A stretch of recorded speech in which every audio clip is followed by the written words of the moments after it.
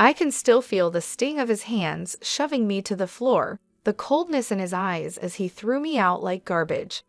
This is what my 61st birthday has come to. My own son treating me like I'm nothing. Like I haven't spent my entire life loving him, raising him, sacrificing for him. And now, because of that wretched wife of his, he can't even stand the sight of me. Laura, even her name makes my blood boil. From the moment Henry brought her home, I knew she was trouble. The way she looked at me, like I was just an obstacle in her path. The way she whispered in Henry's ear, turning him against me little by little. I warned him not to marry her, begged him to see through her manipulations, but he was blinded by lust, by the idea that she loved him unconditionally. Ha! The only thing that woman loves is herself. And now, because of her, I've lost everything, my son, my grandchildren, the family I've dedicated my life to. Cast aside like yesterday's trash. As I sit there wallowing, a car pulls up beside me. The window rolls down, revealing the concerned face of my best friend, Nicole. "Megan, what happened? What are you doing out here?" she asks, her voice laced with worry. I can barely choke out the words. Henry, he kicked me out, said I was crazy and that it was his house now. Nicole's eyes widen in shock, then narrow in anger. He did what? On your birthday? Oh, honey, get in the car. You're coming home with me. I climb into the passenger seat, my body numb as Nicole drives. She keeps glancing over at me, her brow furrowed. This is unacceptable, Megan. Henry can't treat you like this. Something has to be done. I shake my head sadly. What can I do, Mags? He's a grown man. He's made his choice. Nicole purses her lips, a determined glint in her eye. Maybe so, but that doesn't mean he gets to get away with it. You're his mother, for God's sake. It's time Henry and that wicked wife of his learned that there are consequences for their actions. I turn to her, confused. What are you saying? A slow smile spreads across Nicole's face. I'm saying, my dear, that it's time for a little revenge, and I know just the person to help us get it. As we speed into the night, I can't help but feel a spark of hope. I feel a flicker of something I haven't felt in a long time. Hope. Hope that maybe, just maybe, I can make Henry and Laura pay for the pain they've caused. Maybe karma will finally catch up to them. The day started off well enough. It was my birthday, and despite everything that had happened with Henry, I was determined to make the most of it. I spent the morning tidying up the house, putting up a few decorations, and preparing a special dinner. I even bought a cake from the bakery down the street, the one Henry always loved as a kid. Around noon, I called Henry, my heart fluttering with a mix of hope and nerves. To my surprise, he actually answered. Hey, Mom, what's up? His tone was neutral, guarded. I took a deep breath. Well, I was wondering if you, Laura, and the kids would like to come over for dinner tonight. It's my birthday, and I thought it would be nice to spend some time together as a family. There was a long pause. I could hear muffled voices in the background, like he was discussing it with someone. Finally, he spoke. Yeah, okay, we can do that. What time? Relief washed over me. How about 5 p.m.? I'm making your favorite lasagna. Sure, see you then, he said, hanging up before I could say anything else. The rest of the day passed in a blur of preparation and anticipation. By the time 5 p.m. rolled around, everything was perfect. The lasagna was bubbling in the oven, the table was set, and the cake was proudly displayed on the counter. Right on time, the doorbell rang. I practically ran to answer it, a huge smile on my face. But the moment I opened the door, my heart sank. Henry stood there with a scowl etched on his face. Beside him was Laura, her lips curled into a sneer. The kids were nowhere to be seen. Where are the children? I asked, trying to keep my voice steady. Laura let out a harsh laugh. We decided it was best they didn't come. Wouldn't want them exposed to any more of your toxic influence. I felt like I'd been slapped. Toxic influence? What are you talking about? She stepped forward, jabbing a finger at me. Don't play dumb, Megan. We all know what a terrible mother you were. The way you turned Henry against his own father, the constant guilt-tripping and manipulation. It's no wonder he wants nothing to do with you." Tears stung my eyes. I looked to Henry, silently pleading for him to defend me. But he just stood there, his arms crossed, saying nothing. "That's not true," I managed to choke out. "I've always loved and supported Henry. I would never do anything to hurt him." Laura's eyes flashed with anger. "Spare us the martyr act. You're just a selfish, vindictive woman who can't stand that Henry has moved on with his life, that he chose me over you." Something inside me snapped. Before I knew what I was doing, I lunged forward, ready to slap that smug look off her face. But Henry stepped between us, grabbing my wrist in a painful grip. "Don't you dare touch my wife," he growled. "You're pathetic, you know that? Coming up with this whole birthday charade, trying to worm your way back in. Well, it's not going to work. We're done with you." With that, he shoved me backward, sending me stumbling. I caught myself on the doorframe, tears now flowing freely down my cheeks. "Henry, please," I whispered. "I'm your mother." But he just shook his head, his eyes cold. "Not anymore. Come on, Laura, let's go." I watched helplessly as they turned and walked away, slamming the door behind them. The sound echoed through the empty house, a brutal finality to it. And there I stood, alone on my birthday, my heart shattered into a million pieces. I don't know how long I stood there, frozen in the aftermath of Henry and Laura's cruelty. Minutes, hours, it all blurred together. The pain in my chest was unlike anything I'd ever felt before, a deep aching void that threatened to swallow me whole. Eventually, I managed to close the door, my hands shaking. I stumbled to the couch, collapsing onto the cushions as sobs racked my body. How could he do this to me? My own son treating me like I was nothing, like I hadn't spent my entire life loving and caring for him. The sound of my phone ringing jolted me out of my despair. I glanced at the screen, seeing Nicole's name. For a moment, I considered ignoring it, not wanting to burden her with my problems. But the thought of facing this alone was too much to bear. I answered, my voice thick with tears. "Hello. Megan, what's wrong? Did something happen with Henry?" The concern in her voice was my undoing.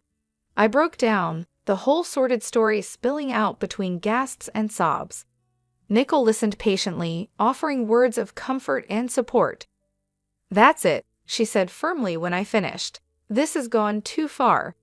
Henry and Laura can't keep treating you like this. It's time for them to face some consequences." I sniffled, wiping my eyes. "What do you mean?" "I mean it's time for a little payback.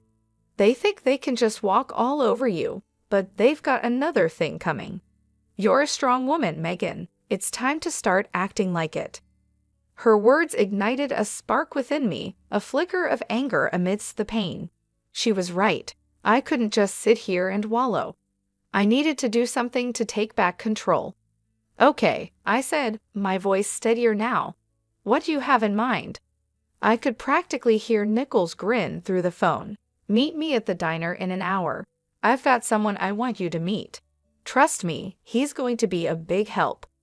An hour later, I was sitting across from Nicole in a booth at the local diner. She had a mischievous glint in her eye as she sipped her coffee. "So who is this mystery person?" I asked, curiosity getting the better of me. As if on cue, the bell above the door jingled. Nicole waved at someone behind me. There he is now.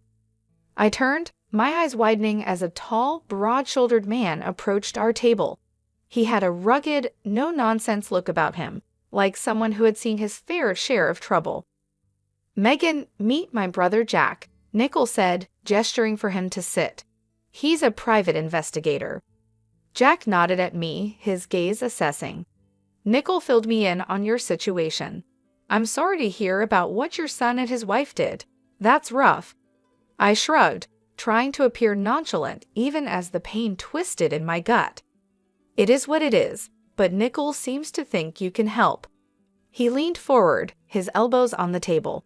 "I can. In my line of work, I've learned that everyone has secrets, skeletons in their closet. And from what Nicole's told me, I'm betting your daughter-in-law has more than a few.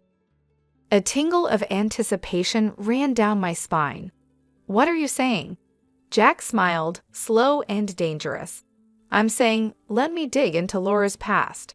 If there's dirt to be found, I'll find it. And once we have that ammunition, well, let's just say karma has a way of coming back around. I sat back, my mind reeling with the possibilities. Could this really work? Could I finally make Henry and Laura pay for what they'd done? Looking into Jack's confident eyes, I made my decision. I'm in, let's do this. He nodded, satisfied. Excellent. Give me a week. I'll be in touch, he said as he stood to leave. I felt a new sense of purpose and determination. They thought they could break me, but they were wrong. It was time for revenge. The week crawled by, each day feeling like an eternity of waiting and wondering. I tried to keep myself busy, throwing myself into cleaning the house, running errands, anything to distract myself from the constant churning of my thoughts. What would Jack find? Would it be enough to bring Henry and Laura down? Nicole checked in on me daily, offering words of encouragement and support. She was the only thing keeping me sane, the only person who truly understood the depth of my pain and anger. Finally, on the 7th day, my phone rang. It was Jack. Megan, it's me. I've got something. Can you meet me at my office in an hour? My heart leaped into my throat. Of course, I'll be there. I arrived at Jack's office with 20 minutes to spare, my nerves jingling. Nicole was already there, pacing the small waiting area. She gave me a tight hug when I entered. Are you ready for this? She asked, searching my face. I nodded, steeling myself, as ready as I'll ever be. Jack emerged from his office, a grim expression on his face. Come on in, ladies. We settled into the chairs opposite his desk, the air thick with tension. Jack opened a manila folder, spreading out a series of documents and photographs. So I did some digging into Laura's background, he began, tapping the papers. And let me tell you, this woman is no saint. He slid a document toward me. First off, she has a criminal record embezzlement from her previous job. She managed to avoid jail time, but it wasn't pretty. I stared at the paper, a monk shot of Laura staring back at me. She looked younger, but those cold eyes were unmistakable. But that's not all, Jack continued, his voice grave. I also found out that she's a person of interest in the death of her ex-boyfriend. Nicole gasped. I felt like I'd been punched in the gut. What do you mean? I managed to ask, my voice shaking. Jack handed me a newspaper clipping. 3 years ago, her ex was found dead under mysterious circumstances. The police suspected foul play, but they could never prove anything. Laura was the last person to see him alive. I skimmed the article, my eyes catching on phrases like suspicious death and ongoing investigation. My mind reeled, trying to reconcile this information with the woman my son had married. So what does this mean? Nicole asked, voicing the question in my mind. It means, Jack said, that we have the ammunition we need. We can use this information to confront Laura and Henry. They need to know that we're not backing down. Jack leaned back in his chair, his fingers steepled. It means we have leverage. If this information comes to light, Laura's life as she knows it would be over. Her reputation, her marriage, everything. A flicker of hope ignited in my chest. So what do we do now? A slow smile spread across Jack's face. Now we use it. We let Laura know that we have this information and that if she doesn't want it to go public, she needs to convince Henry to make things right with you. Nicole nodded, her eyes gleaming. And if she refuses? Jack shrugged. Then we go to the police. We let them reopen the investigation into her ex's death. One way or another, Laura will face the consequences of her actions. I sat there, stunned, trying to process it all. Could it really be this simple? Could I really make Laura pay for what she's done, for turning Henry against me? Looking at the determination on Nicole and Jack's faces, I felt a surge of strength. They believed in me, believed that I deserved justice, And for the first time since that awful birthday, I believed it too. "Let's do it," I said, my voice steady. "Let's make them pay." Jack grinned, a predatory gleam in his eye.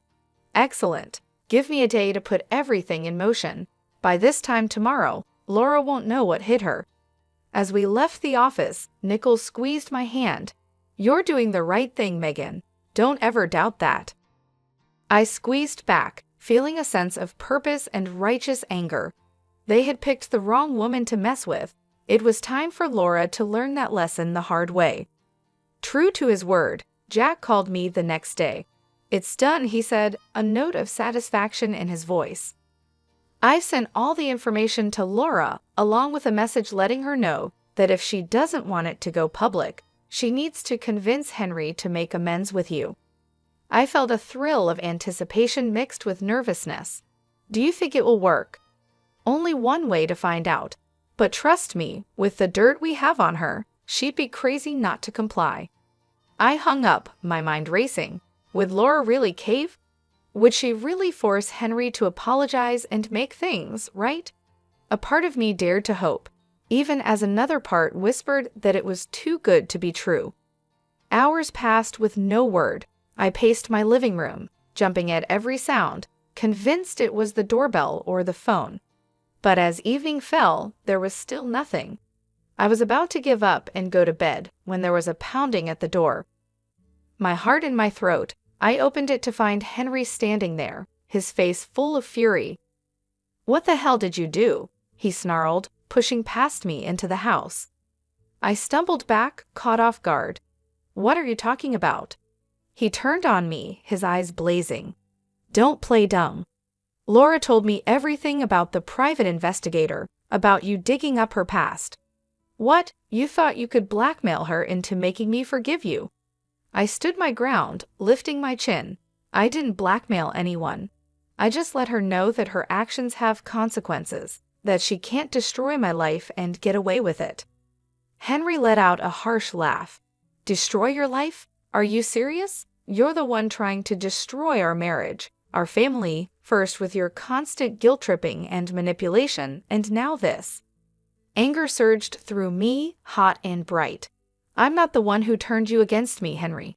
That was all Laura. She's poisoned you. Can't you see that? She's a criminal, a liar, maybe even a murderer." For a moment, Henry looked stunned, then his face hardened. "You're unbelievable. You really think I'm going to believe your crazy accusations over my own wife, the mother of my children?" "They're not accusations, they're facts. Jack found proof." "I don't care what your detective friend found," Henry roared. "Laura is my wife, and I trust her. I love her, and nothing you say or do is going to change that." Tears stung my eyes, blurring my vision. "So that's it then? You're choosing her over me, your own mother?" Henry's jaw clenched. "You made that choice for me the moment you decided to pull this stunt. I'm done with you, Mom. Done with your lies, your schemes, all of it." He turned to leave, and panic seized me. I couldn't lose him, not like this. "Henry, please," but he was already gone, slamming the door behind him with a finality that shook me to my core. I sank to the floor, sobs tearing from my throat. It wasn't supposed to happen this way. The truth was supposed to set me free, to bring Henry back to me. Instead, it had only driven him further away. Through my tears, I heard my phone ringing. It was Jack. I answered, my voice thick and shaky. "Megan, what happened? Did it work?" A bitter laugh escaped me. No, it didn't work. Henry, he's gone. He chose Laura." There was a pause, then Jack spoke, his tone determined. "Then we move on to plan B. We go to the police and get them to reopen the investigation into Laura's ex's death." I shook my head even though Jack couldn't see me. "What's the point? It won't change anything. Henry's made his choice." "This isn't about Henry anymore," Jack said firmly. "This is about justice, about making sure Laura pays for what she's done, one way or another." I closed my eyes, exhaustion and grief washing over me. Could I do it? Could I really destroy my son's wife, the mother of my grandchildren? But then I remembered the look in Henry's eyes, the venom in his voice, and the way Laura had smirked, so smug and self-satisfied. They had brought this on themselves, and now they would face the consequences. "Okay," I whispered, a new resolve hardening in my chest. "Let's do it. Let's make her pay." The next few days were a blur of activity. Jack and I gathered all the evidence he had collected, organizing it into a neat package to present to the police. Nickel was a constant presence, offering support and encouragement when my resolve wavered. Finally, the day arrived. We walked into the police station, heads held high, ready to blow the lid off Laura's sordid past. The detective listened intently as we laid out our case, his brow furrowing as he examined the documents and photographs. When we finished, he sat back with a grim expression on his face. "This is serious stuff," he said, tapping the file. "If what you're saying is true, we have grounds to reopen the investigation into Miss Wilson's ex-boyfriend's death." I felt a surge of vindication. "It is true, every word of it." The detective nodded. "All right then, leave this with me. I'll get the ball rolling." We left the station with a sense of anticipation thrumming through me. It was really happening. Laura was finally going to face the music. 3 days later, I received a call from Jack. "Turn on the news," he said, a note of triumph in his voice. I did as he said, my heart pounding as the anchor's face filled the screen. "Breaking news," she announced, her expression grave. "Local woman Laura Berlin has been arrested in connection with the previously unsolved death of her ex-boyfriend Brian Cox. New evidence has come to light, prompting police to reopen the investigation." I watched, transfixed, as they showed footage of Laura being led out of her and Henry's house in handcuffs, her face a mask of shock and anger. Henry followed behind, looking stunned and lost. A fierce satisfaction burned in my chest. She was finally getting what she deserved. But my joy was short-lived. The news report went on to describe how Henry had to use their savings to post Laura's bail and hire a lawyer. It was a financial blow, one that would undoubtedly put a strain on their marriage. I should have felt guilty knowing that I had played a part in their hardship, but all I could think was that it served them right. They had brought this on themselves with their cruelty and lies. Over the next few weeks, I watched from afar as the drama unfolded. Laura's arrest made headlines, and the public was ruthless. People speculated about her involvement in her ex's death and what other secrets she might be hiding. Henry put on a brave face, standing by his wife in public, but I could see the toll it was taking on him. He looked haggard, worn down by the constant scrutiny and whispers. Part of me wanted to reach out, to offer comfort and support, but I hardened my heart. I reminded myself of how he had cast me aside, the vicious words he had hurled at me. He had made his bed, and now he would lie in it. One afternoon, as I was returning from the grocery store, I spotted a familiar figure on my doorstep. It was Henry, his shoulders slumped, his eyes red-rimmed. For a moment, I considered ignoring him, pretending I wasn't home, but curiosity got the better of me. "What do you want?" I asked coldly as I approached, my arms laden with bags. Henry looked up, his expression a mix of exhaustion and desperation. "Mom, I need your help." I raised an eyebrow. "Oh, now you need my help? What happened to being done with me and my schemes?" He flinched as if I'd struck him. I know I said some awful things, but this is bigger than that. Laura's in real trouble, Mom. The evidence against her is bad." A flicker of unease passed through me. "What are you saying?" Henry's voice broke. "I'm saying I don't know what to do. The lawyer fees alone are bankrupting us. And if Laura goes to prison, I can't raise the kids on my own. I need you, Mom, please." I stared at him, torn between the urge to comfort and the desire to lash out. He looked so broken, so defeated. But then I remembered the pain he had caused, the way he had abandoned me. I straightened my spine, my voice like ice. "You should have thought of that before you turned your back on me. I'm sorry, Henry, but you're on your own." With that, I brushed past him, ignoring his pleas and apologies. He had made his choice, and now he would live with the consequences. A few days after Henry's desperate visit, I received an unexpected call. It was Laura's mother, her voice tight with barely contained anger. "Megan, I know we've had our differences, but I need to ask a favor," she said, the words seeming to pain her. I felt a flicker of surprise. What kind of favor? "It's the kids. With everything going on with Laura's case, Henry's struggling to keep up. He needs a break. I was hoping you could take the children for the weekend." I hesitated, torn. On one hand, the thought of spending time with my grandchildren filled me with longing. It had been so long since I'd seen them. But on the other hand, the idea of doing anything to help Henry and Laura after everything they'd done galled me. "Please, Megan," Laura's mother pressed, as if sensing my reluctance. "I know you love those kids. They need some stability right now, and Lord knows they won't get it from Henry or Laura." I sighed, my resolve crumbling. She was right. Whatever issues I had with their parents, my grandchildren were innocent. They deserved better than to be caught in the middle of this mess. "All right," I agreed. "I'll take them for the weekend, but I'm doing this for them, not for Henry or Laura." "Of course. Thank you, Megan. I'll let Henry know to drop them off Friday evening." True to her word, Henry arrived on my doorstep that Friday with the kids in tow. He looked even worse than the last time I'd seen him, his face gaunt and shadowed. "Mom," he greeted me, his voice hoarse. "Thank you for doing this. I really appreciate it." I nodded stiffly, my attention on the children. They looked up at me, their eyes wide and uncertain. "Grandma." My granddaughter cried, breaking into a smile. She rushed forward, wrapping her little arms around my waist. I hugged her back, blinking back sudden tears. "Hello, sweetheart. I've missed you."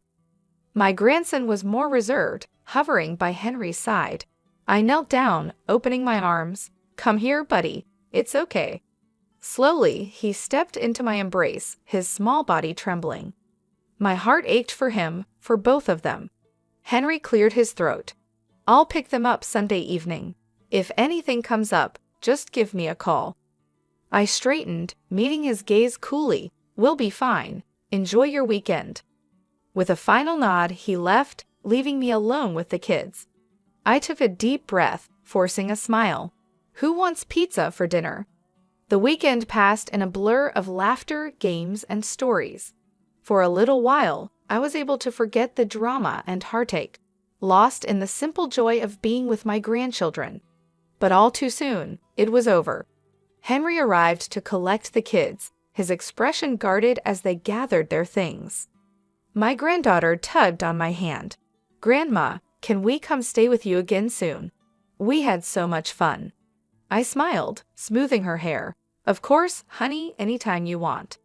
Henry's jaw tightened. "We should get going. Say goodbye, kids." They hugged me tightly, their little faces sad.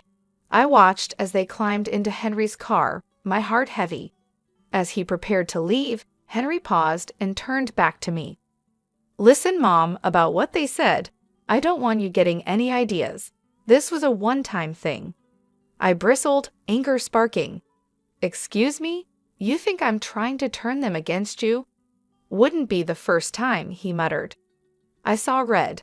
"How dare you? I have done nothing but love and support those children, which is more than I can say for you and Laura.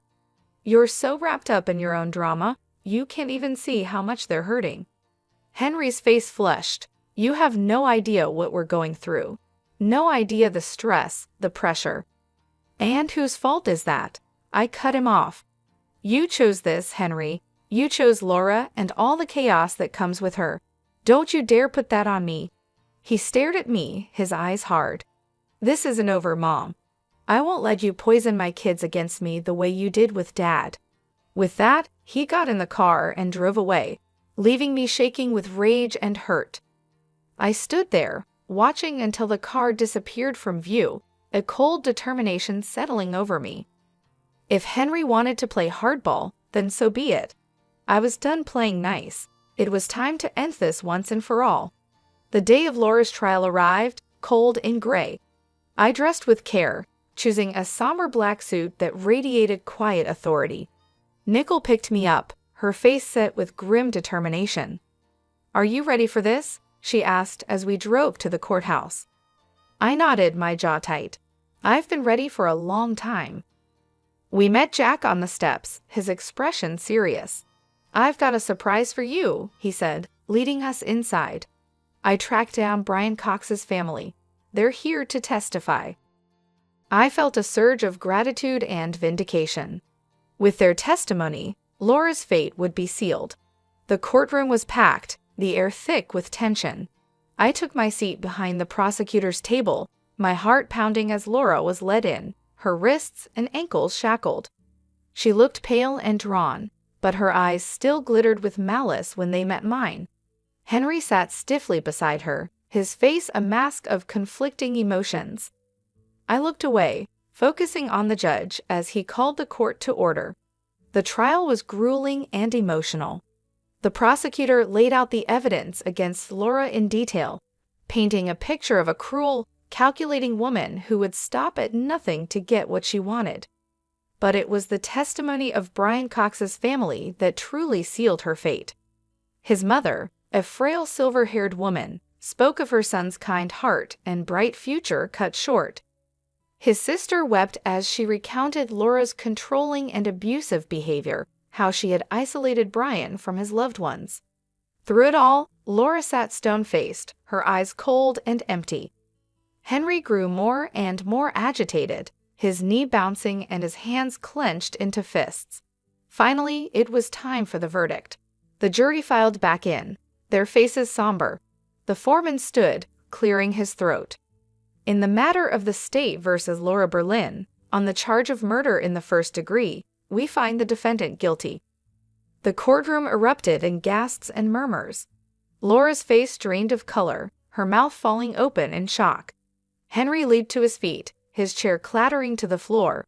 "No," he shouted, his voice raw with anguish. "No, this is wrong. She's innocent." The judge banged his gavel, calling for order. "Mr. Wilson, control yourself, or I will have you removed from this courtroom." Henry subsided, collapsing back into his seat, his head in his hands. Laura turned to him, her expression desperate. "Henry, do something. You can't let them do this to me." But Henry wouldn't look at her, his shoulders shaking with silent sobs. The bailiff stepped forward, preparing to lead Laura away. I watched, a strange mix of emotions swirling within me. Triumph, yes, but also a hollow sort of sadness. It had come to this, my own son broken and humiliated, his life in ruins. As Laura was escorted out, she turned back, her eyes locking with mine. In that moment, I saw the depth of her hatred, the venom in her soul. "This isn't over," she hissed, her voice low and deadly. "I'll make you pay for this, I swear it." I met her gaze steadily, unflinching. "You've already paid, Laura. You made your choices, and now you'll face the consequences. Goodbye." With that, I turned and walked out, my head held high. It was over. Justice had been served. But even as relief washed over me, a sense of sadness lingered. I couldn't shake the lingering unease. Henry's anguished face haunted me, the devastation in his eyes. Had I gone too far? Had my quest for revenge blinded me to the collateral damage? I shook my head, pushing the doubts aside. No, Henry had made his bed, and now he would lie in it. He had chosen Laura, chosen to turn his back on me. Now he would have to live with the fallout. I stepped out into the cold gray day, drawing my coat tighter around me. It was time to move on, to build a new life for myself. A life without Henry, without Laura's toxic influence. A life of my own making.